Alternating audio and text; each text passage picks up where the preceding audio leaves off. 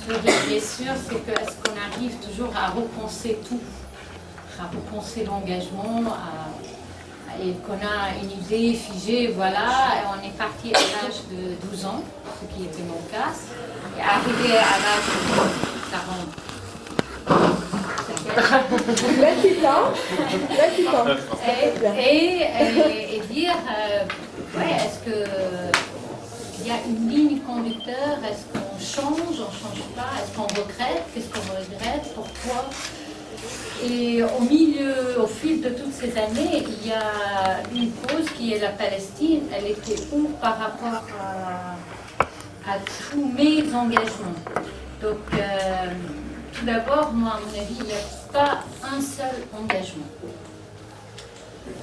Juste comme réponse aux deux, il n'y a pas un seul engagement dans la vie. Et je parle de mon propre expérience libanaise, qui est née dans une guerre civile à l'âge de 8 ans. J'ai grandi dans la guerre civile. Là, quand je parle d'une guerre civile, c'est-à-dire on a tous des petits groupes de droite, de gauche, on a des lignes de démarcation. Et on se tire, on marche, on a des obus, on ne sait pas, on va à l'école. À l'école, peut-être on arrive à terminer la journée ou bien la demi-journée. Et donc, on grandit dans une ambiance de guerre civile. Et là, ça commence la question, je m'engage où? Donc, soit tu t'engages dans une guerre civile, et tu prends parti de tel parti ou tel parti ou tel parti. Encore moins, je m'engage au niveau de l'État. Et ça, c'est le rêve. Ça, c'était le rêve, c'est que un jour, on arrive à avoir un laboratoire à l'école. C'est-à-dire faire un cours et biologie, et après, qu'on sache que signifie laboratoire. Que j'ai un cours dans lequel je peux jouer et faire du sport. Parce qu'il n'y a pas avoir une balle de ping-pong et avoir la possibilité d'acheter des baskets pour que je puisse jouer au basketball. Ça, c'était les luttes. Et en tout cas pour moi, par ce point-là, j'ai commencé. C'était à l'école, c'était à l'âge de 12 ans, où on commence à militer. Concernant la guerre civile, c'était une grande question. C'est quoi le communisme? C'était quoi les phalangistes? C'était quoi les socialistes? Là, je parle d'un pays où on a 17 communautés. Donc, chaque communauté a sa propre partie. Et on a des partis qui sont laïcs, comme le Parti socialiste, entre guillemets, puisque ce n'était pas le cas, mais comme le Parti communiste, comme le Parti nationaliste. Donc, à un moment donné, on commence à se poser la question dans quel parti, où je vais. Là, c'est l'éducation, où je suis née, dans quel quartier, dans quelle famille. Par chance, je suis née dans une famille de gauche, communiste, athée, pas croyant, et entre guillemets chrétien. Donc, j'avais des atouts, à mon avis, à ce niveau-là. Parallèlement à cette guerre civile, il y avait l'occupation israélienne. L'occupation israélienne, le Liban, et comme tous les autres pays arabes, il a confronté cette présence israélienne à partir de 1948. Les Libanais, ça a été complètement, on peut dire, dissous, cette cause, dans la cause palestinienne. Parce qu'il y a eu des massacres au Liban, au sud Liban, comme à Houla par exemple. Il y a eu des terrains qui ont été, en 1948, qui ont été déjà occupés. Par exemple, Motalla, c'est une colonie qui est loin 5 km de mon village. Et donc, parmi ces terrains, il y a les terrains d'un autre village. Donc là, on parle d'une histoire, d'un conflit qui est très long entre ce Libanais et cet Israélien qui, en 1948, je ne sais pas qui l'a fait créer, On ne sait pas. Parce que, comme par hasard, à l'école, on a supprimé tout ce qui est lié à la cause palestinienne. Donc moi, en tant que Libanaise, j'ai jamais appris, pour que vous sachiez, la cause palestinienne. Je ne savais même pas que signifie sioniste.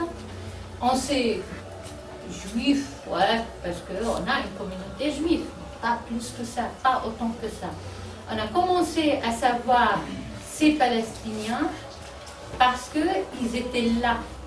Et on n'a pas appris la cause palestinienne en voyant ces Palestiniens, mais en tant que Libanais, on a appris à même aller jusqu'à haïr les Palestiniens.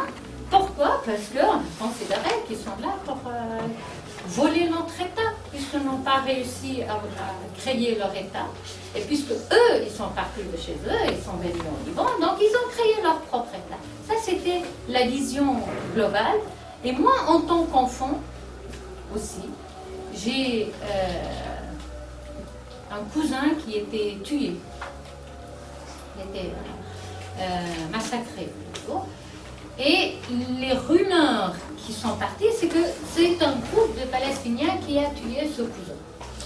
Bon, ben à partir de là, j'ai un bloc. Vraiment, je n'arrive plus à entrer même en contact avec le Palestinien qui habite à même pas 1 kilomètre de chez moi. J'allais à mon école en passant par Sabra et Shatila tous les jours, mais j'ai jamais été à Sabra et Shatila jusqu'à l'âge de 30 ans. Donc pendant plus que 18 ans, ce Palestinien, il existe et il n'existe pas pour moi. Parce qu'il y avait tout autour, mais je me suis engagée quand même. Je me suis engagée, pourquoi? Je me suis engagée pour la société libanaise. Parce que j'ai cru que je peux réformer à partir de l'Union de jeunes démocratiques libanaises, qui était le Parti communiste refuse de le dire que c'est une branche du Parti communiste, mais voilà. Donc, on faisait partie de cette union et on croyait énormément. En 1978, il y a eu la première invasion israélienne. Et là, la mémoire de l'enfant commence à voir les choses, parce que à partir de cette année, de 1978, je ne peux plus aller dans mon village, je ne peux plus aller au sud-Liban, je ne peux plus être à ces 5 kilomètres de la Palestine, qui est Israël, qui sont les colonies, parce que ça a été occupé. Et comme on fait partie d'une famille de gauche, on ne peut plus passer des vacances. Donc, fini les vacances d'été et fini les grands-parents. On se retrouve à Beyrouth, dans la capitale, en 1970. Mais malgré tout ça, la question palestinienne, il est resté, qu'on soit honnête, hein, elle est restée, mais au du dernier rang, ça se pose. Et c'est ce que je reprochais, moi, en tout cas, au parti de gauche, et surtout à mon parti, le Parti communiste, c'est qu'on n'a jamais manifesté pour la cause palestinienne, au moins pour les droits civiques des Palestiniens au Liban. En tout cas, dans mon souvenir, on n'a jamais organisé une manifestation pour cette cause. On arrive en 1982, là, 15 ans, et plaf. Tout se remet en question. Cet engagement de changer la société, de s'opposer à la guerre civile, d'être contre la prise d'armes, tout ça c'était moi. Oui, il faut qu'on crée des laboratoires, oui, on a besoin des tables de ping-pong, oui. Et on se retrouve en 1982 face au même ennemi que pendant toutes les années avant, on a essayé de tourner le dos, qui n'existe pas. Pourtant, notre village, donc tout le sud-Liban, il était occupé. Là, on ne parle plus d'une partie des colonies. On ne parle plus de ce qui s'est passé avant 1948. Et oui, la cause palestinienne qui est au devant, et ça va, on ne parle plus de 7 villages qui étaient occupés. Non, là, on est en 1982, cet ennemi vers lequel j'ai tourné le dos, il était en face de moi. Et là, j'étais obligée de faire face à leurs Apaches, à leurs avions militaires, au bombardement, à New Jersey, au bruit, au nouveau bruit qu'ils ont apporté avec eux en 1982, à partir de 5 juin. Et là, c'était toute ma vision sur la question de s'engager. Oui, on peut faire une guerre politique sans entrer dans une guerre militaire, qui était la guerre civile. Ok, et qu'est-ce que je fais avec Israël, qui est arrivé jusqu'à la capitale, jusqu'à Beyrouth, à me chasser de Beyrouth, un, et deux, moi j'ai pu sortir de Beyrouth, et ça c'était le déclic. Là, c'était pour moi en tout cas le premier déclic qui m'a poussé, ah non, c'était le gifle plutôt, qui me dit, ah, regarde devant toi, et qui étaient les Palestiniens. Moi, j'ai pu quitter Beyrouth parce que j'avais une pièce d'identité sur laquelle c'est marqué que je suis libanaise. J'ai pu quitter Beyrouth qui était divisée, parce qu'il y avait la guerre civile, entre Beyrouth Est et Beyrouth Ouest. Donc nous, on était dans le côté Beyrouth Ouest, de la mer, et là, on a pu aller à Beyrouth Est. Et qui n'a pas pu aller, c'était les Palestiniens. Tous les Palestiniens, ils ne pouvaient pas, parce qu'il y avait tous les alliés du premier décret avec les Israéliens, qui sont les forces libanaises, les partis de droite par excellence. Et la deuxième chose, c'est que moi je pars, eux ils restent, on arrive à un compromis international, Abraham, il arrive à le conclure, tous les hommes, ils partent, et le massacre se passe. 14, 15, 16 septembre. 3 dates. Les 3 jours de massacre continuent à Sabra et Shatila entre intellectuels, première vague, par les Israéliens directement. Deuxième vague, le 15 septembre. Nous n'avons mémorisé que le 16 septembre dans l'histoire, mais ça va être réécrit à mon avis. Le 15 septembre, c'est les membres de Saad Haddad, donc c'est l'armée supplétive israélienne qui a commis le massacre. Le 16 septembre, et là les Israéliens n'ont pas du tout retenu les 2 premiers jours, comme Vaz avec Bachir, ils retiennent seulement le 16 septembre. Ah, et c'est les forces libanaises qui entrent dans les camps. Pour ceux qui encore ont le souffle parmi les blessés, femmes et enfants, et hommes, les hommes qui ont été tués, ce sont les Libanais qui étaient dans Sabra et Shatila, ce qui explique la présence des familles libanaises qui ont été tuées. Et ce qui explique la présence, à ce moment-là, du peu de nombre des hommes parmi ceux qui ont été massacrés à Sabra et Shatila. Et là, effectivement, c'est un gifle. C'est un gifle parce que, pour la première fois, tu dis, mais je ne veux pas devenir un Palestinien. Je ne veux pas devenir un Palestinien et ce Palestinien que je n'ai jamais voulu le voir. Et là, il est face à moi. Il est face à moi, c'est sûr, il y a eu d'autres massacres. Israël a commis d'autres massacres. Mais avec Sabra et Shatila, là, c'était la décision de dire, est-ce que je suis prête à devenir un deuxième Palestinien, oui ou non?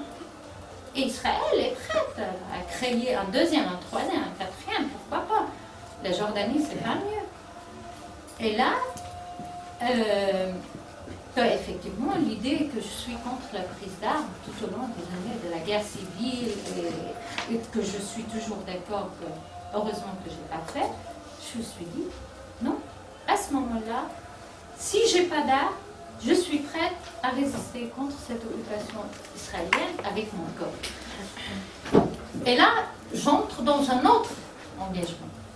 Un engagement qui est très très différent, qui demande beaucoup d'efforts au niveau personnel, parce que là, c'est-à-dire que tu es parti dans l'idée, est-ce que je suis prête à devenir un kamikaze, oui ou non? Est-ce que je suis prête à mettre autour de moi des explosifs et foncer dans une série d'armées israéliennes? Donc, j'arrive à ce niveau-là. Après 4 ans d'essai pour essayer de prendre contact avec le Front de la Résistance nationale libanaise et d'autres partis aussi, ça n'a pas arrêté avec le Front de la Résistance aussi, et comme Hezbollah. Là, j'arrive finalement à avoir du contact avec le Front de la Résistance nationale libanaise. Et là, effectivement, c'est un engagement, parce que c'est une promesse. C'est une décision que tu dis, je veux aller jusqu'au bout. C'était pas sûr, c'est comme tout autre engagement. J'aurais pu arrêter au milieu, ou même au début du chemin, ou même avant de commencer. Mais là, le hasard a fait que j'ai pu avoir ce contact et commencer à avoir des terrains et être dans des opérations particulière, et finalement j'étais arrêtée suite à une opération qu'on a menée contre le chef de l'armée supplétive israélienne, et l'opération tout court, c'était pendant 4 mois, j'ai réussi à infiltrer services secrets de sécurité israéliens, avoir des contacts avec des Israéliens placés, avec ceux de l'armée supplétive israélienne, y compris ce chef, via sa femme, comprendre leur mentalité, qu'est-ce qu'ils pensent. Je change, j'enlève le jeans, je mets une jupe. Tu changes la couleur, au lieu que ça soit bleu, ça devient rose. Donc, c'est toute une manière de penser sur l'autre pour que tu puisses arriver et finalement faire passer des armes, ce qu'il faut faire, parce que pour moi, il fallait que je le liquide, mais tête à tête, face à face. Voilà, c'est comme ça. C'était une décision très très forte et je savais que ça aurait coûté ma vie.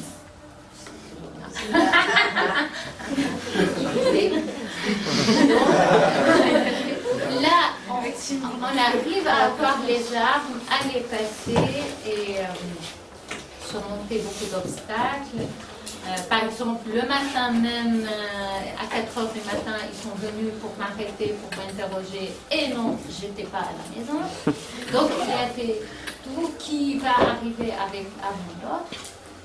Et le jour de 7 octobre, le 7 novembre 1988, j'entre dans la maison, je prends le revolver et je tire 2 balles.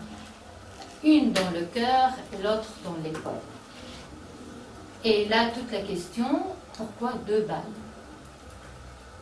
Pourquoi je n'ai pas tiré les 7 balles? Donc, tout le monde me pose cette question. Et là, en fait, une suffit. Une suffit. Non, pour moi, c'était très pensé. Hein. Ah, okay. Aussi, ça fait partie de cet engagement et d'une lettre que j'ai écrite et que j'ai dit avant d'aller au sud pour cette opération. Et j'ai dit une lettre, une balle avec laquelle je salue tous les enfants palestiniens, les enfants de l'intifada. Et la deuxième lettre, c'est que je les dédie à tous les Libanais et qu'ils gardent leurs balles face à l'ennemi. Donc c'était vraiment bien ciblé. Mais une balle, effectivement, ça suffisait parce que le revolver, c'était un revolver assez spécial. On fait l'opération, j'étais arrêtée, transférée en Israël, bien sûr, torture, machin. Après, transférée au camp de Khian, ce camp de Khian, il a hérité ce qu'on appelle le camp de Ansar, que les Israéliens l'ont créé en 1982, et que les Libanais, jusqu'à maintenant, ils essayent de faire semblant qu'il n'existe pas. Ce camp, quand il était créé, au bout de 2 mois, il y avait plus que 60 000 personnes qui ont été arrêtées à partir de l'âge de 8 ans jusqu'à l'âge de 80 ans. Et en 1985, avec le retrait israélien, le premier retrait israélien, ils ont fermé le camp de Achar et ils ont créé le camp de Riyam afin qu'il devienne vraiment le lieu de détention par excellence, hors toute la loi au sud Liban. La spécificité un peu de ce camp, c'est que tu es coupé du monde, il n'y a pas de contact avec l'extérieur, pas d'organisation internationale, pas d'avocat. Tu sais que tu es arrêté, tu ne sais pas où on va être libéré. Au niveau de la torture, ça va, il y a beaucoup d'inventions. Ils n'arrêtent pas d'inventer.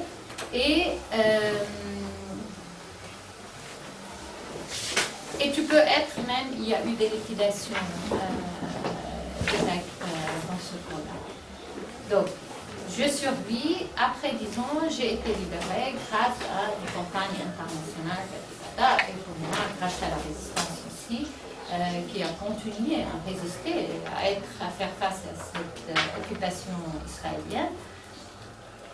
J'ai été libérée, et là, après tout cet engagement, tu te retrouves d'abord dans un pays qu'on sait qui est le Liban, qu'on sait qui est contre Israël, pour la cause des détenus, ça c'est mon gros, donc qu'est-ce que tu vas faire? Tu dis, et ta carte est brûlée. Donc, revenir dans la résistance armée, ça c'est débile, entre guillemets, parce que quand tu es dévoilé dans une résistance secrète, tu ne peux pas revenir en arrière. Et là, je suis partie en France. Et là, c'était... Tu arrives en France, c'est quoi ce pays? Qu'est-ce que tu vas faire dans ce pays? Quel est Est-ce que tu arrives à un moment donné à donner un sens après tout ce parcours et à faire quelque chose pour cette cause qui est les détenus? Et c'est vrai, j'ai commencé au début avec la question des détenus qui sont au camp de Riyam. On essaye de parler et tout, on a créé une organisation. On a fait tout un travail parce qu'on était sûr qu'il va y avoir le retrait israélien. Et on a essayé de faire front pour ne pas transférer les détenus de Riyam en Israël. Mais au fil des mois, tout de suite, ça m'a paru le plus normal et logique, c'est que en Europe, en tout cas pour moi, s'il y a une cause pour laquelle il faut que je milite, c'est la cause palestinienne. Si ma voix il peut aider à quelque chose, à mon avis, il faut que je le canalise dans cette cause palestinienne. Et là, de nouveau, tu reprends cet engagement. Pourquoi le Palestinien? Pourquoi pas le Tibet, par exemple, ou notre cause? Et là, vraiment, je me suis beaucoup arrêtée. Est-ce que parce que je suis libanaise? Est-ce que vraiment j'avais comme quelqu'un qui demande le pardon, comment pendant toutes ces années tu as tourné le dos et tu les as fait porter quelque chose qu'eux, ils n'ont rien à voir là-dedans, dans les histoires libano-libanais. Et là, non. En fait, finalement, je suis arrivée à une conclusion, à tort ou à raison, mais que ce n'est ni parce que je suis libanaise, ni parce que je suis arabe, et ni parce que eux, ils portent le titre palestinien. Je pense que c'est tout simplement parce que je suis un être humain. Tout simplement, et cette cause, ça m'a paru la cause par excellence, en tout cas, après toutes ces années, après qu'on nous a bombardé avec ces idées des États, créer, morceler des États, faire des États, toute cette communauté internationale, à faire et refaire et modeler et nous remodeler, je trouvais qu'il y a un peuple qui est là, Et ils ont créé un problème qui s'appelle Israël, le sionisme, ou bien le terrain du sionisme. Et après, on est dans une impasse. On est dans une impasse. On n'arrive pas à avancer, mais pas un centimètre. Donc à partir de là, effectivement, en Europe, moi je trouve que mon engagement a complètement aussi changé. Je suis détachée de plus en plus de toute la question libanaise. Et je suis arrivée, le problème c'est le sionisme, c'est Israël, et cette cause palestinienne, jusqu'où on continue comme ça à observer. Je ne veux pas aller libérer le peuple palestinien, parce que ce n'est pas à moi de libérer un peuple. Aucun peuple peut libérer un peuple. À titre personnel, oui. Il ne peut pas les libérer, mais il peut être solidaire, il peut être membre, il peut être actif, il peut aller plus loin que possible, comme ils ont fait les Japonais et les Italiens. Il y a eu beaucoup de gens qui ont adhéré à des résistances assez avancées, comme Kozo Okamoto par exemple, qui se sont donnés pour cette cause, mais ce n'est pas le peuple qui a fait ça.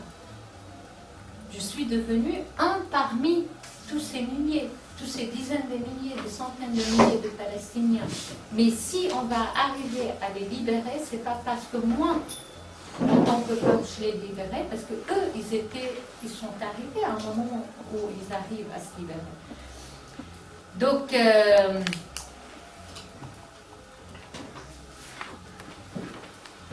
c'est vrai qu'à un moment donné, quand à partir du moment où un analyste m'a contacté, c'est que tu dis, oui, pourquoi je me suis engagée?